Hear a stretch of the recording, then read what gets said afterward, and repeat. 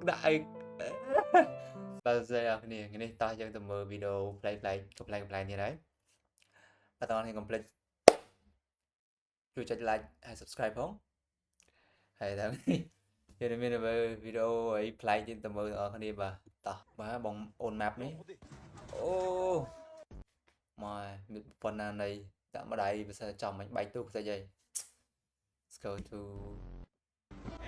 có Batman mà wow Batman is so mập he's a chubby man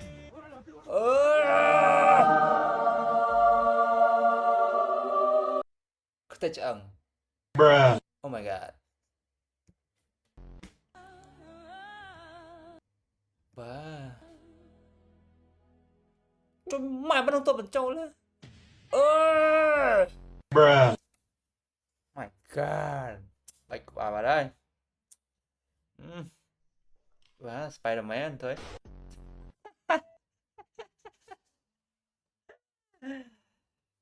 Spider-Man và nó go thế này không là nữa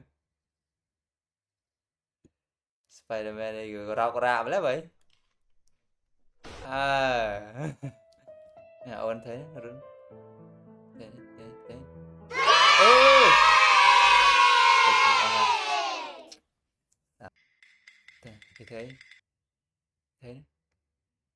thế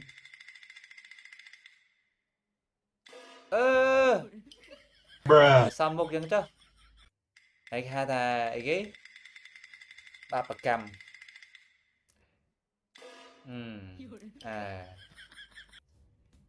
trong thời Sky nữa là về ba bạc cầm vì Samsung chẳng có mọi tiền đấy cái số chỗ bên này rồi ba bạc cầm miền Tây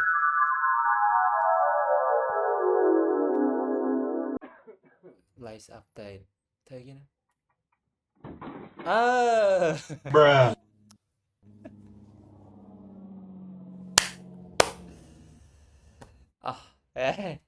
bạn biết là vì gì vì chỉ vật đỏ thằng nạn ngay mà lời mới cáo mình dạy thế mà thấy kia nữa chỉ một tô rồi trời trời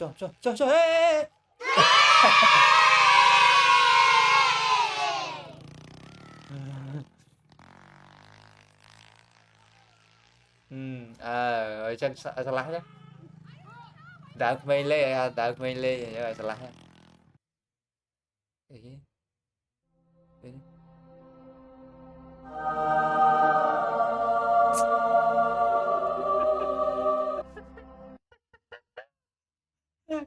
coi chứ mà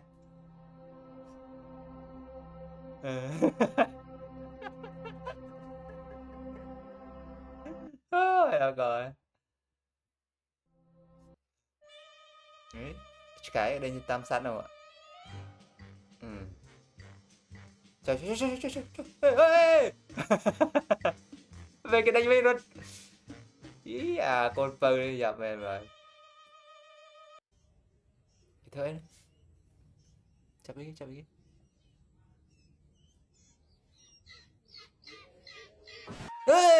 Oh my god, bro. Oh, hell no, man. What the fuck, man?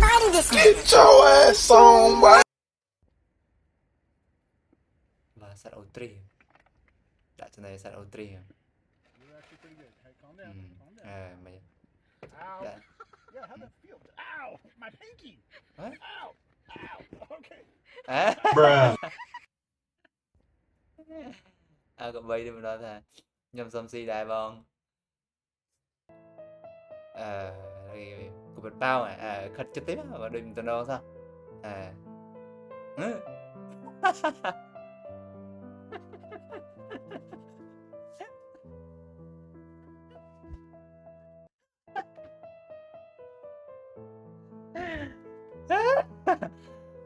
đại cầm đấy mình trâu mình bay đấy đi